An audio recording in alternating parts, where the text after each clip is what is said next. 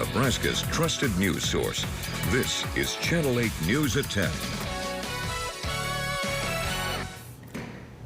We begin tonight with a severe weather alert. Many eyes are on two big Husker sporting events and the risk for storms at the same time. The big question tonight, could things be canceled?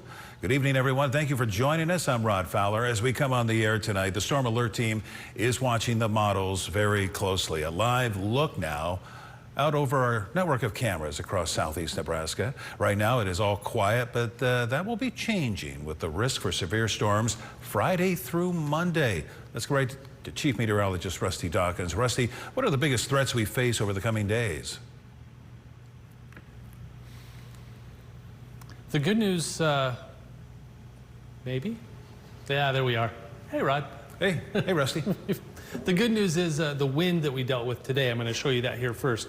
That's done with. The wind gusts constantly are going to be are now over with. We did get a 48-mile-per-hour wind gust in the capital city, so that was high enough. Now that's all done with. The wind is now subsided, and we are looking at our Schoen's Roofing Camp, 6th and Perkins. It is a quiet night out there, and that's good. Now precipitation, there's still a chance south in parts of northern Kansas. We could see a shower or thunderstorm that could eke its way into the Nebraska, very far south central and southeast Nebraska later on tonight. The likelihood of that happening is very small. Now temperatures are in the 60s and 70s. Southeast wind at 5, 10, 15 miles per hour. Wind gusts basically non-existent. So much better than it was yesterday. Now temperature wise, we are looking at not much happening as we head through tomorrow afternoon, but getting into the middle 80s quickly.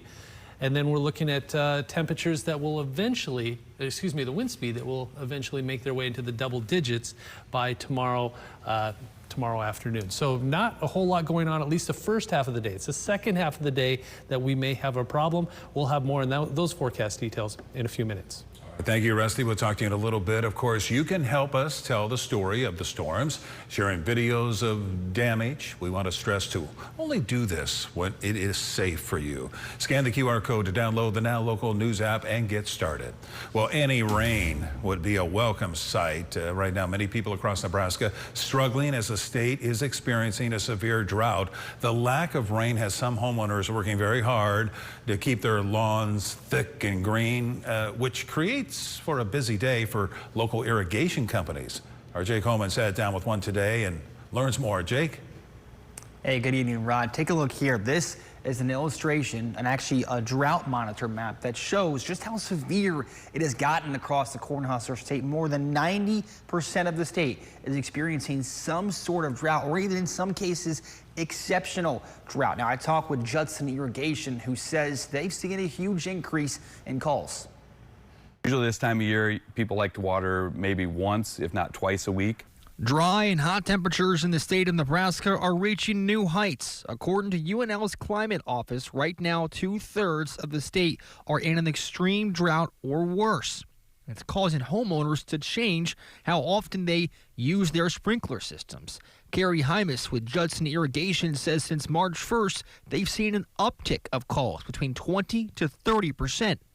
And I would say consistently the call volume, the first part of March was up, and it's just continued all the way till now. Spring's always busy in the sprinkler world, in the green industry, but this year especially, I would say people that haven't been running their systems for years are trying to kind of resurrect them and get them going, because they just think they're tired of dragging the hoses. And with that dry concern, Hymas says the biggest mistake homeowners make is panicking. A lot of times they start overwatering, which leads to all kinds of other problems down the road. Plus it increases our water usage, which we don't want to do. We don't want to waste water. According to the National Weather Service, since January 1st, the city of Lincoln has seen half of the average expected rainfall, and many other parts of Nebraska have seen even less than that. Hymas wants homeowners to realize their lawns just won't be, quote, perfect right now, and sooner or later, this drought will end. We're all in the same situation with the drought. The number one thing is we want to have water and we want to conserve water while keeping our yards looking nice. So if everybody kind of works together, realizes that your yards aren't going to be perfect right now, but they can look pretty good, we'll get through this, and hopefully Mother Nature kind of does its hand and gives us some rains that we so desperately need. Now, speaking of watering your lawns, until this drought ends, the lack of rain has the city of Lincoln asking you to cut back on outdoor watering. It's not mandatory, just a request at this time. The last time, though, it was mandatory was in 2012. For now, reporting here in studio, Jake Coleman, Channel 8 News. All right, thank you so much, Jake. And wasting water in some parts of York County as officials are warning farmers about pivots that are spraying more than just crops. County officials say they've been getting complaints about pivots watering roadways, creating safety issues for drivers and washing away road treatments. Officials say if a road is damaged by irrigation, farmers could face serious consequences under state law. Well, Kansas health officials are now monitoring people for possible hantavirus exposure. Health officials say there are 3 people with high-risk exposure to the virus now being monitored in Kansas City, Kansas. They're at the University of Kansas Hospital for observation. The 3 were not passengers on that cruise ship. State leaders stress there are still no confirmed cases of the virus in Kansas, and they say the risk to the public remains extremely low. New developments on Wall Street today. All 3 major indexes with big gains. The Dow is back at the 50,000 level. The S&P 500 and NASDAQ also surging to fresh records today. Experts say U.S. stocks stepped up higher today as the AI trade came back into focus during the president's 2-day summit in China, with both sides calling for better U.S.-China ties. Well, Channel 8's 3rd annual bike drive is officially over tonight, and a big success thanks to you. The very generous people of Nebraska were stopping by our station all day today. It was great to talk to some of them.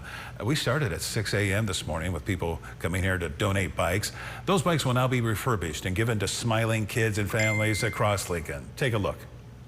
Look at all of these bikes here. Channel 8 once again partnering with the Lincoln Bike Kitchen, collecting gently used and new bikes for families and people in need across the community. It's been a steady stream all day as we look to top last year's record. Staff and volunteers loading up donations throughout the day with bikes of all sizes dropped off outside our station near 10th and Van Dorn. And as you can tell, we've been having a little fun with it today. Channel 8's Andrew Ward appearing to give these donated bikes a full inspection. Last year, the drive brought in 331 bikes for the nonprofit, and organizers say every single donation can make a big difference for someone who needs a way to get to school, work, or even around town.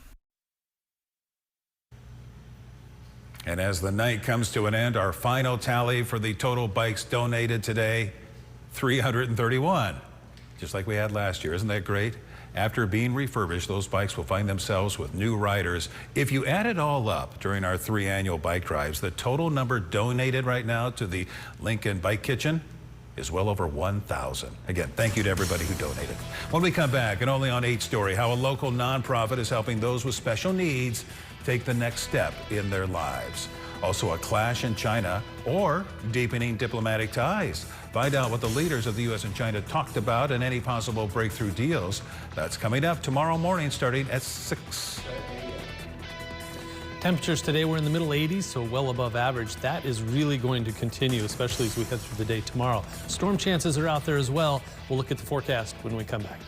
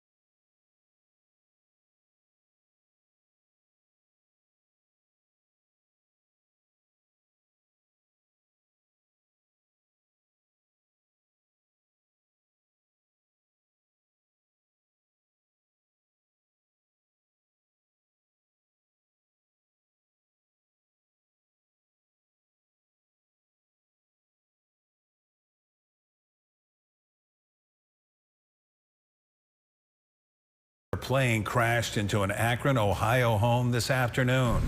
Oh my God. The crash occurred around 3:45 this afternoon in a residential neighborhood in the southern part of Akron. The plane had been in the air more than an hour and was reportedly preparing to land. Officials say 2 people in the plane were killed. To make the situation even more frightening, there was a family inside the home when it happened. There were a couple and 2 children that lived there. They were all 4 home, and they were able to get out with no injuries. So we're very fortunate that they are safe. The NTSB and other officials are on the scene trying to determine why the plane went down. Well, here's a story you'll only hear on Channel 8. A Nebraska program is helping students with disabilities after aging out of school. The Lincoln nonprofit is helping these teens who need some non-traditional guidance. It's called the Nebraska Transitional College Program, and Channel 8's Danielle Da Silva tells us how it works. They slip through the gaps because there's just not enough time, money, and resources to help these folks master those life skills that are necessary to find their way to independence. Dr. Stoffren was working on his dissertation, hoping to become a superintendent when he dropped everything to follow his new calling.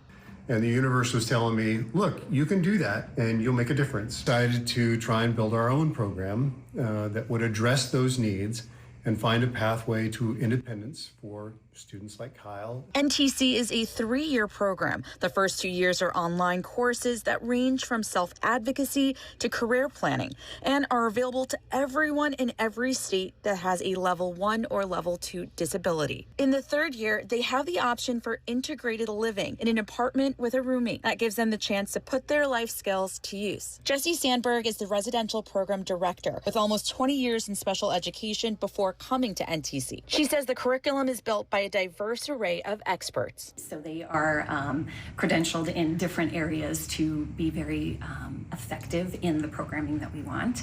Adding that student growth is undeniable. It is incredible to see what progress and what goals these students are setting for themselves and how they're able to achieve them.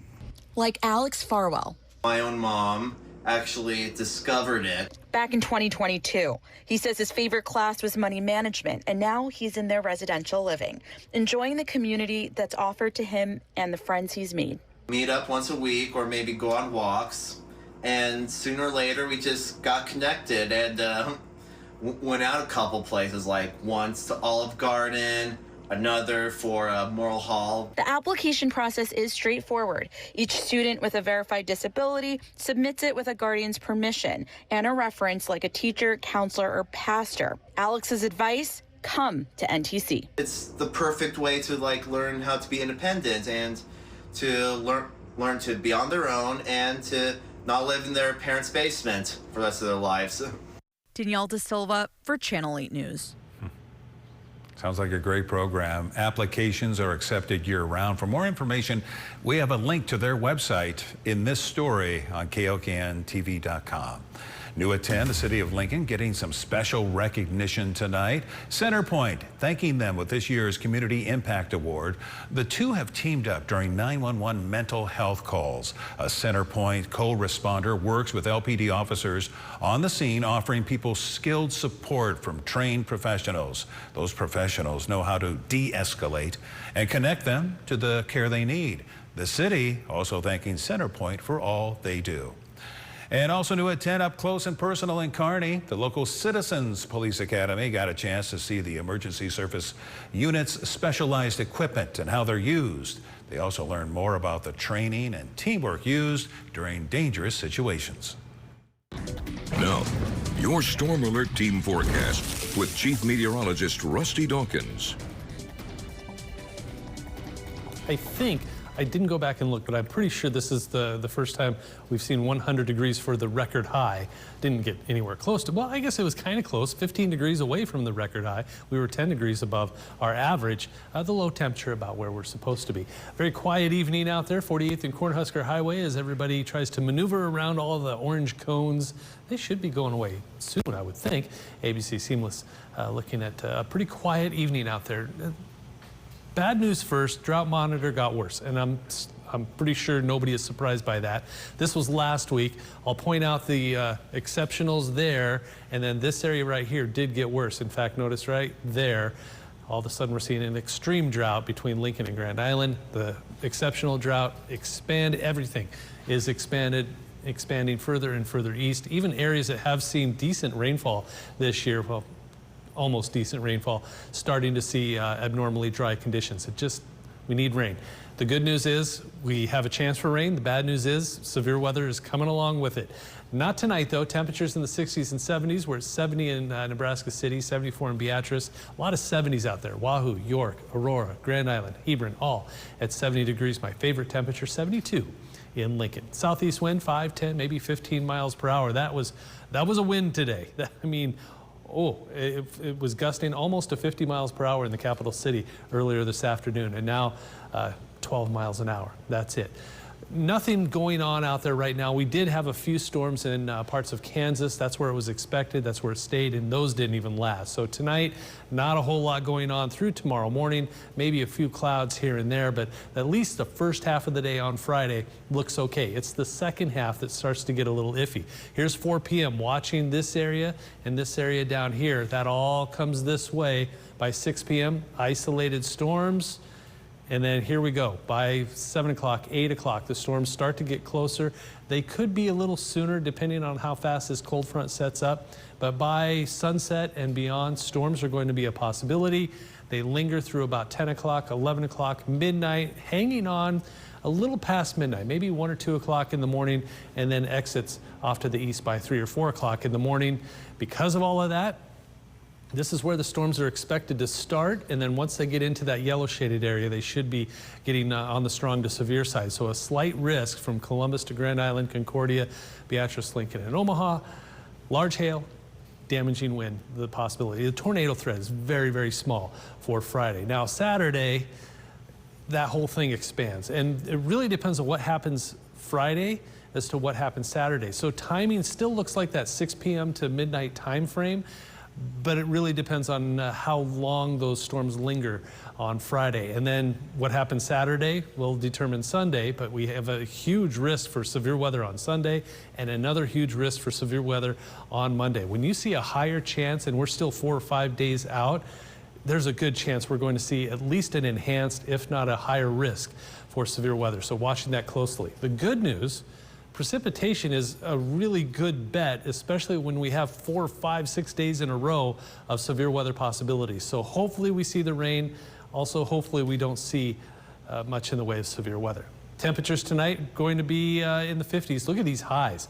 This is something else that needs to be mentioned. Record highs for many spots tomorrow. 94 would be a new record high, breaking the old record in Lincoln of 93 degrees. So record high on Friday, 90 and 92 Saturday and Sunday, and even warm on Monday. But look at all those storm chances. Friday, Saturday, Sunday, Monday, maybe even into Tuesday, then drying out and seeing those temperatures in the 70s and 80s for a good portion of next week. This has to be easy. It was dusty out there. It was windy. It was dusty. So I thought, you know what? This is a great time for a dust in the wind question. Who sang it? I close my eyes. It's Kansas. Yep, it is Kansas. I tried to trick you with throwing Boston in there and sticks, but no, it was Kansas back in 1977. I know my Kansas. All right. Thank you, Rusty. You know, you were showing us that drought map, and for some small businesses hit hard by the drought, some help is available. The U.S. Small Business Administration announcing today it has declared several counties in central and north central Nebraska to be eligible for low-interest federal disaster loans. However, the SBA is unable to provide disaster loans to farmers or ranchers. Coming up next, we're going to head into the Sports Zone. Nebraska baseball was back in action today. Nate Johnson will have the latest on our Husker baseball team and a whole lot more sports talk. Stay with us. Get an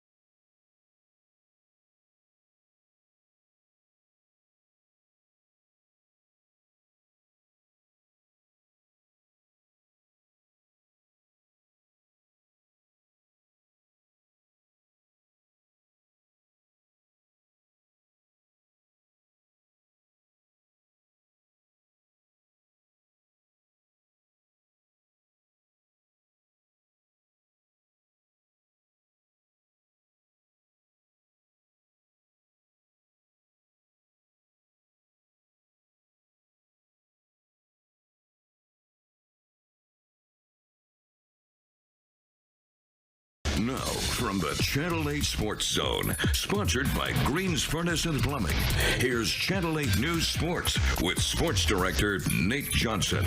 The Channel 8 News Sports Zone.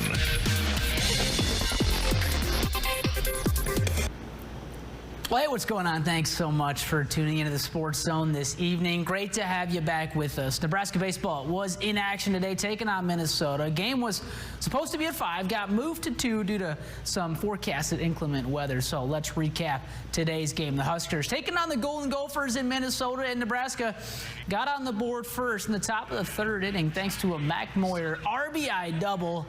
Big at-bat, big swing. The Huskers first to the scoreboard. Things would cool off for Big Red, though. Minnesota would take a 4-1 lead until the top of the 6th. Nebraska would storm back to tie the game at 4, and number 4, Joshua Overbeek, gave the Huskers the lead with an RBI single. And this inning was a big one for Nebraska. Jeter Worthley up to the dish now with the bases loaded, and the Lincoln East alum comes through with the big at-bat. Worthley would drive in 2 more. The final tonight, Nebraska 12, Minnesota 7. It was a little scary there in the early parts of this game, but the Huskers come through in a big way, and Nebraska will play tomorrow and Saturday at 5 and 1 p.m. Now let's talk some Huskers softball. A big week ahead, of course, for Nebraska. Well, they're going to host their first regional since 2013. Grand Canyon, Louisville, and South Dakota all in town this weekend. The Huskers will start their tournament run tomorrow against South Dakota at 5:30 p.m. in Bowling Stadium. Oh, they are ready to roll. The whole weekend already sold out. And the Husker Bass Anglers will be back in the community this Saturday for the 3rd edition of Casting to Make a Difference at Holmes Lake. The event was started by UNL senior Husker angler Logan Greeno, the president of the club, who helped and wanted to help kids get involved in fishing at a young age despite their upbringing. And the event is free and is meant for kids K through 12 and their families. Rods, reels, well, they're going to be provided. And here was Greeno on the upcoming event. Casting to Make a Difference. It's a youth fishing program that we started, and its main goal is to just get youth involved in the outdoors. You know, so many of us on the Husker Bass fishing team had that person in our life growing up. For me, it was my grandpa, my dad, my mom, you know, getting me started in the outdoors at a young age. And for me to find my love for fishing and to now travel the country and compete in tournaments all over the place, you know, without those mentors and those people in my life, I wouldn't be there. So our goal with Casting to Make a Difference is no matter the child's situation, we want to be able to get them started and get them introduced to fishing at a young age. This year we've partnered with some companies, and now that, you know, Casting to Make a Difference is growing so much, we're able to send kids home with gear. So not only are we providing them with gear at the event, but also, you know, if they really like it, if they enjoy their time fishing with us, they're able to do it, you know, when they go home. They're able to go around with their friends and get involved in the outdoors. And Logan is doing great stuff at UNL. And again, that event is Saturday from noon until 3 at Holmes Lake here in Lincoln. Finally, let's get a quick update, a soccer update. The Class B boys in action from Omaha today on the soccer pitch. The 8-seeded Thunderbolts were hoping to pull off a stunner against the 1-seed Gretna Dragons. Leo Fulton scored on a PK to tie the game at 1 for Pius, but Gretna would come through late the final of the night, 2-1. A great effort from Lincoln Pius X and a great season. That will do it for sports tonight, though. Rod will go ahead and send things back over to you. Thank you, Nate. We'll be right back with a final check of your forecast with Rusty.